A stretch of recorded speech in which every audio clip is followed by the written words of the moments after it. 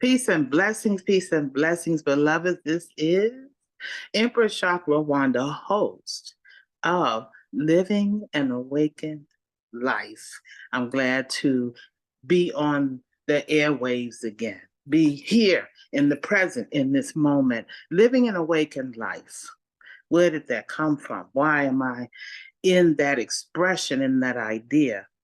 Living an awakened life is exactly what it states. We are here on this planet um, as spiritual beings having a human experience. Basically, that's what that is.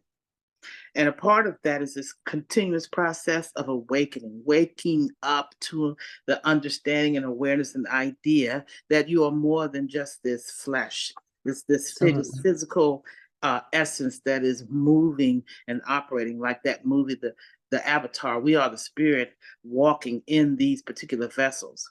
Mhm. Encoded within us are divine plans, divine plans and desires.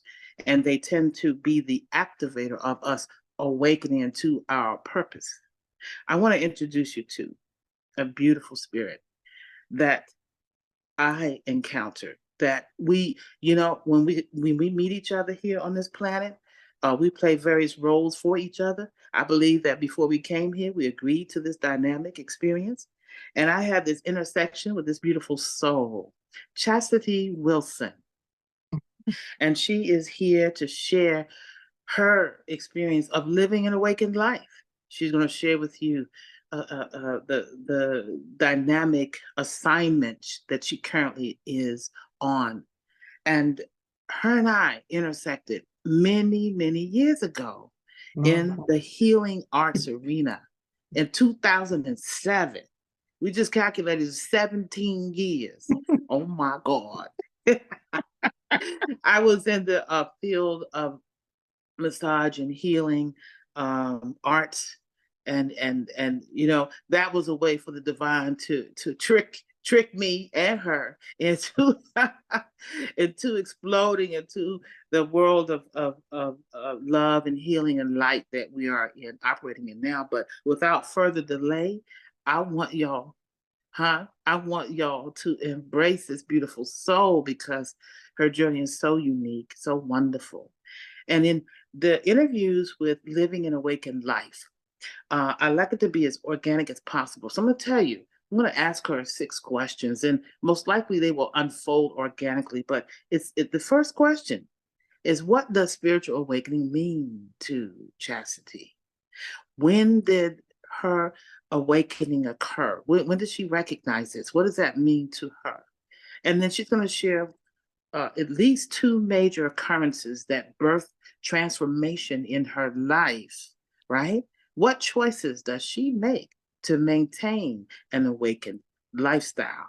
And then how is she living authentically in the world through her gifts? And finally, what message would she leave for those who are on the awakened life journey? Get ready for this ride. I believe that as she shares her journey, there are going to be some nuances, there are going to be some ahas, there are going to be some, oh my gods, right? So sit back, take a listen, and enjoy. Chastity Wilson, thanks, baby, for coming in with me this Absolutely. evening. Absolutely. It is my pleasure. It is my honor. It is an opportunity for us to continue to help people awaken. Mhm. In this interview, if you will, to shake loose some things that may be stuck in some people, Mhm. and continue to assist them in that process of because we are constantly always in rebirth mode, Mhm. always in rebirth mode. Yeah. And the beautiful part about that is, well, that's part of I think close to the last question. So just to let you know, you're gonna have to re-ask them questions as we go. That's fine. Yeah, absolutely. Absolutely. So we'll start with first, I mentioned that we met in 2007, Yes, 17 years ago. yes. Um, we were working for a company, that provided massage and healing work and hired phenomenal, powerful healers they didn't even realize they Yeah, had. yeah, they did. And I was operating. Was I did some management in that company for a while, but when you came, I was doing massage and healing work, right? Absolutely. Yes. Hmm. Yes. Let's Yes. start there. How Yeah. we Yeah. intersected. So I think one of your questions is sharing an occurrence. Well, let's start with what does spiritual awakening mean to you? But Okay. so when we met in 2017, you came in. We worked in the same facility. Right. You were managing, right? Right. That was one of my occurrences. So that's why I was saying Okay, go ahead. yeah. Yeah. So let's start with what does spiritual awakening mean to you? Um, so because I'm a word girl, I am really big on sometimes I feel like we speak words but don't really understand what those words mean. Mm-hmm. And my understanding is growing up Southern Baptist, life and death is in the tongue. So you must understand what it is that you're speaking. Mm-hmm. A spiritual awakening to me um is about awakening the spirit of who you are, awakening into the spirit of who your true self is, shedding the uh, the the world's view of what you look like or who you are or how they may know you, and waking up into um, your true self. Mm-hmm. Uh, but in order to wake up, there had to be a sleep that happens. Mm-hmm. That's the first part of Absolutely. the process, right? Absolutely. Yeah. That's the first part of the process. So that sleeping that happens from most of the time conditioning of how we were conditioned, Mm-hmm. raised up, cause that sleeping, that slumber to happen in the spirit. And then when we encounter people like you and other amazing souls, it starts to shift those things and move the spirit and allow it to come alive and wake up and really see through the correct set of eyes, Mm-hmm. if you will. Mm-hmm. Yeah, yeah. Yeah. So when did you recognize this delineation? When did that occur? Was that during that time when you came into the exposed to the healing arts? Absolutely.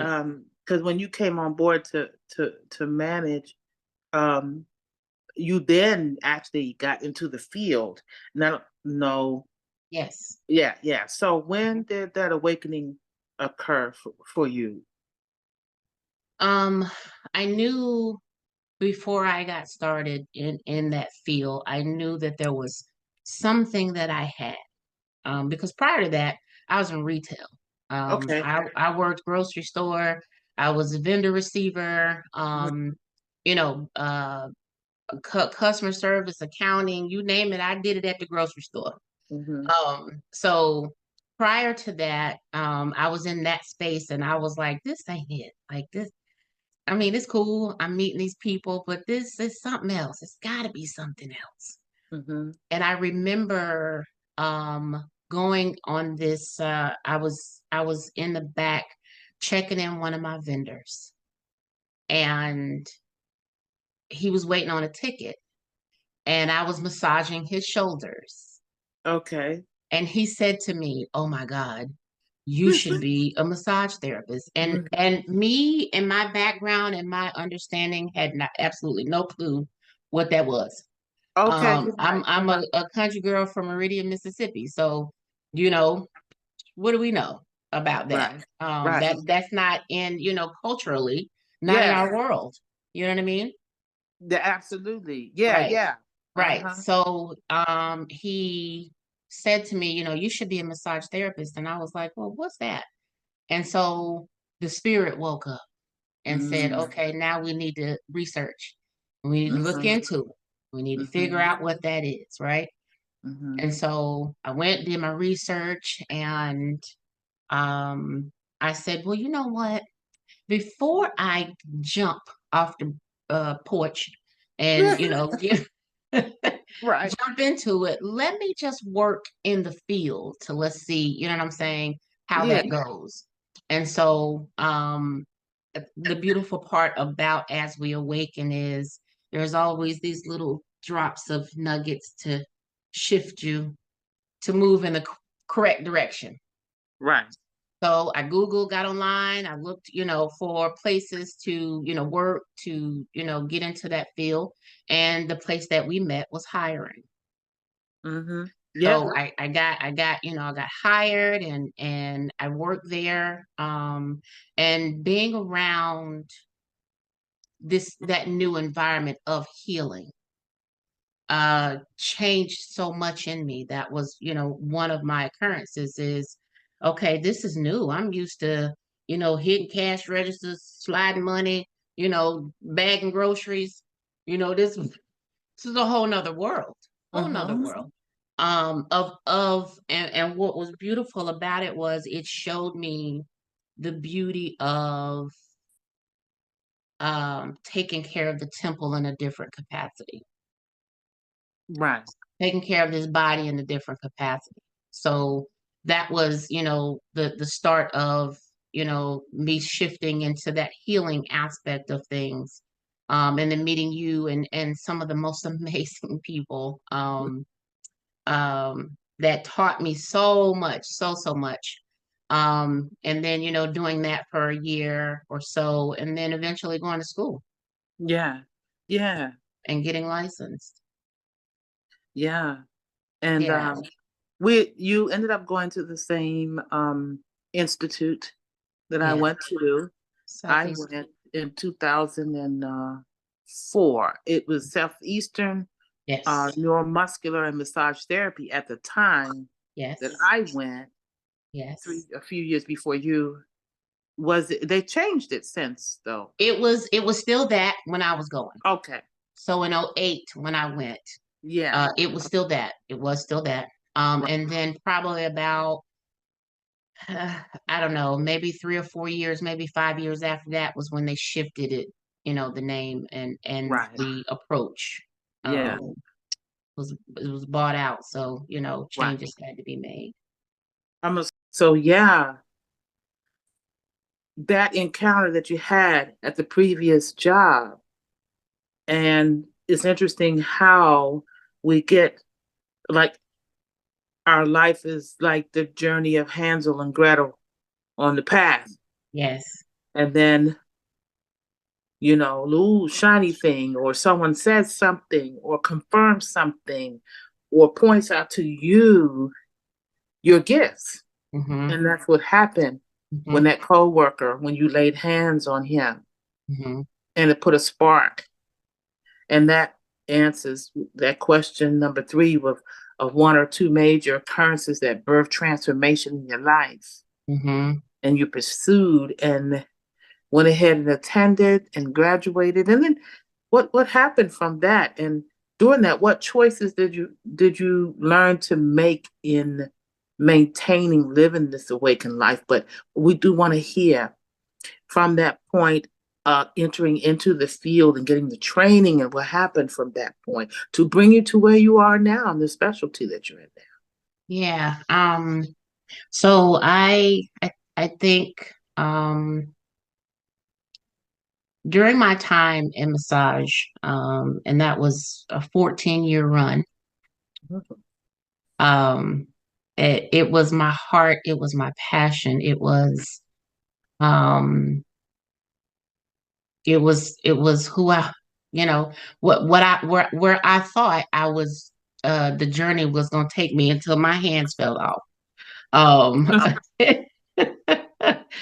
but that wasn't the case. I think what shifted me in always, I remember there was a time in school where we were learning the systems of the body. And I remember sitting in class, and as we're going over these systems, I'm in the back crying like a baby. And my one of my classmates was like, "Girl, what is wrong with you? Like, you tripping over there. I'm gonna need you to pull that together." And I think at the time, what had, fell upon me was the beauty of this creation and how well it was put together. And from that point, I remember asking the creator spirit to always give me insight into the greatest of the creations, right? The one that, spirit said, you know what, I'm going to make this thing and place myself inside of it. Yes. So the human body. Yes, yes, exactly. yes.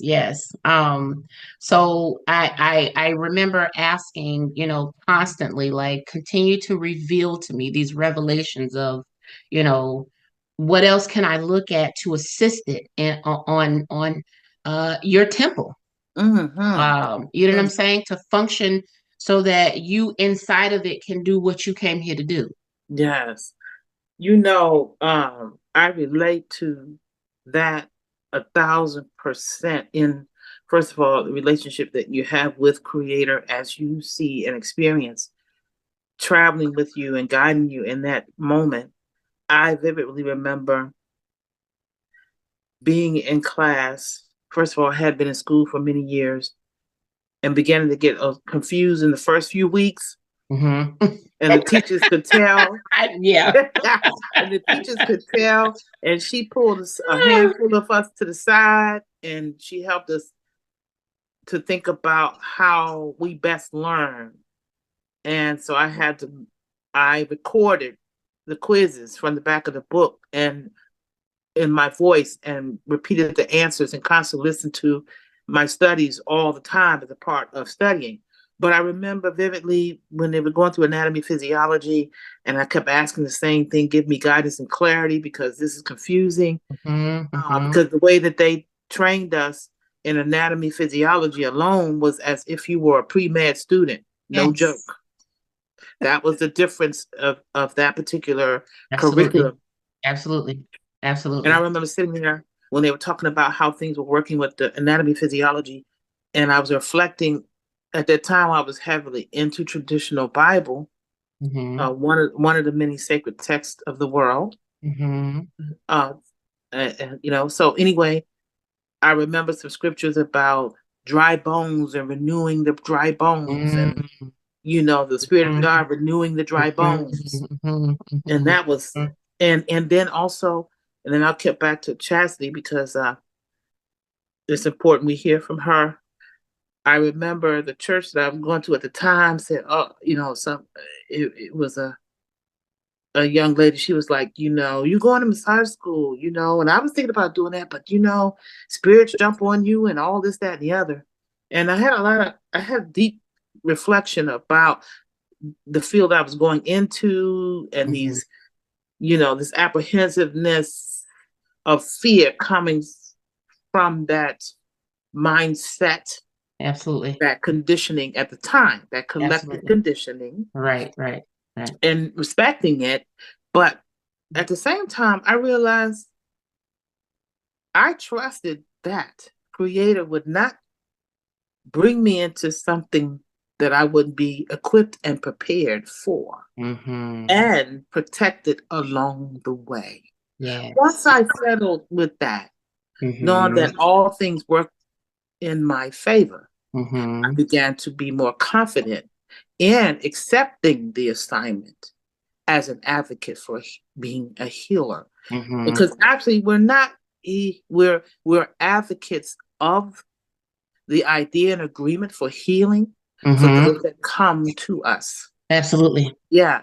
Absolutely. So I'll go back because for those that may be listening to this nuance of how you're called and how you hear from the divine in your own unique divine blueprint way. It Absolutely. may not be like anybody else's, and you must follow it because it will bring that satisfaction and joy along the journey. And that's what Chastity did. She went ahead, took those classes, graduated, and activated on a new journey. Your practice, what was that like upon finishing your studies and the specialties that unfolded and for you? Yeah. Um, I know when I first got started, I was like, oh, I wanna work in the spa world. I want to do the fruity stuff. Yeah, And yeah. then, having the opportunity to work there, I was like, nope, this ain't it. It's something deeper than that. It's something way deeper than that. And one of my first stops that changed my entire outlook, as I began to move through, um, my practice, was chiropractic. Chiropractic, when I worked for the chiropractors in Charlotte, um, the one thing that took it a step further for me with them was, their approach to chiropractic care. They, did full spine x-rays. So the most beautiful part about all of it was I was able to go in and look at the x-rays. Okay. Wow. Yeah, yeah, yeah. Right. So now I get an inside picture Okay. of what's going on, and listening to spirit say, uh, okay, well, since you know the bone structure, we've done anatomy, physiology. So if somebody's got a curvature here, what muscle is that pulling at it to make it, you know what I'm saying? Or Mm-hmm. what is going on that is shifting that, Mm-hmm. right? Right. Because most of the time, it is not something that is born, we're born with. We develop it over time through posture, and habit. I remember in school they taught us where you think it is not, you need to go find it, Right. right? Mm-hmm. So, and the mind starts to churn, especially, being able to see a picture. And what shifted it big time, was I remember after a while I started asking this line of questions of, well, how do you sleep? Like that was the line of question that came, you know what I'm saying, to ask these Mm-hmm. questions. Um, I remember one of my favorite stories to always tell is, I had a lady who had migraine headaches for since '89. She didn't become a client of mine till 2010. And I remember asking her those questions like, are you a teeth clencher? Do you drink coffee? Like, what is because to me, my thought process is always there's something that the person is doing, not aware, through a habit Mm-hmm. that is causing the body to malfunction, if you will. Right. Mm-hmm. My thought process is also, the body doesn't malfunction until we put something in it or do something new to it to make it malfunction, for the most part, unless, there's an accident or you were born with something, that thought process. So I remember asking her all these questions, and a woman who at that point had migraine headaches for over 20 years, Mm-hmm. with the approach of, teaching her how to not clench her jaws and, relaxing or shifting the coffee because that was what was exacerbating the headaches. And, working with the chiropractor to say, okay, I feel, C4, C3 is out. Can you adjust? You know what I'm Mm-hmm. saying? From there.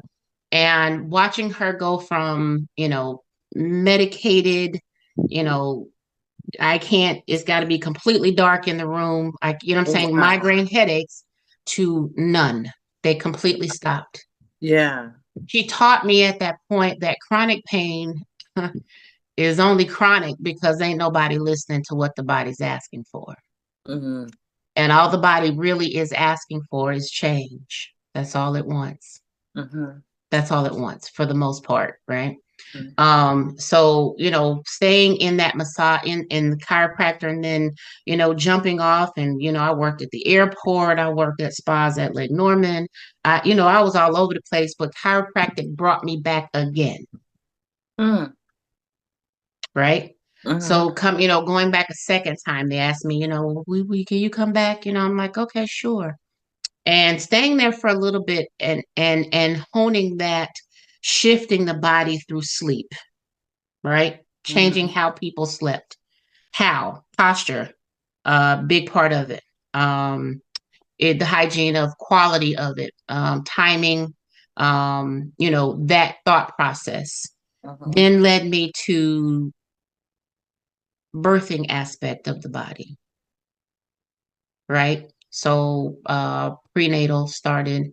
Then I went into fertility, which then became, I thought that was my, you could have. I remember fertility doing you were specializing in the fertility massage. Yes, yes. Mm-hmm. Because now we're talking about the creating something else, Mm-hmm. another body, right? So the creation having that ability to create another body. Mm-hmm. You know what I mean? So Mm-hmm. I took that, um what I learned about the sleep, and applied it to my approach to fertility. Mm-hmm. Um and watched how, I know I probably got at least 20 babies here, I'm sure. Uh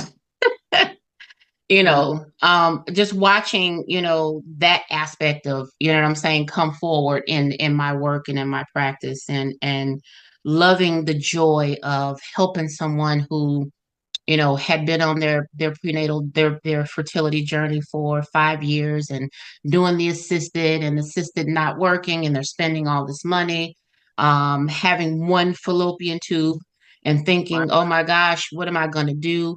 And then assisting them and having their first child, and each of Wow.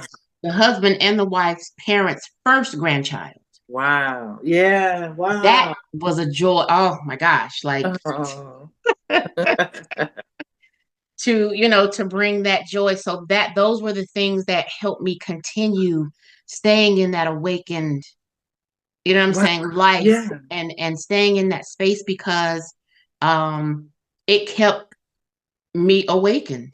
It Mm-hmm. kept, what I'm saying, awakening me to, oh, well, we can go over here, or let's, look at this, and come this way, and, dangle the carrot, to shift me. And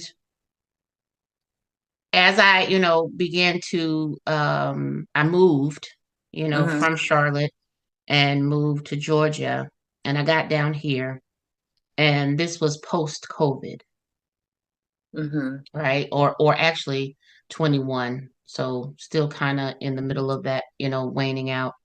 And massaging the bodies then. And I realized that there was no amount of pressure that I could give them that Mm-hmm. would relieve the tension that COVID and everything else had put on the mind Right. and the body, the stress. Mm-hmm. There was no amount of pressure that I could give. I felt like most of the times I was pushing people through the table, and it still wasn't enough. Mm-hmm.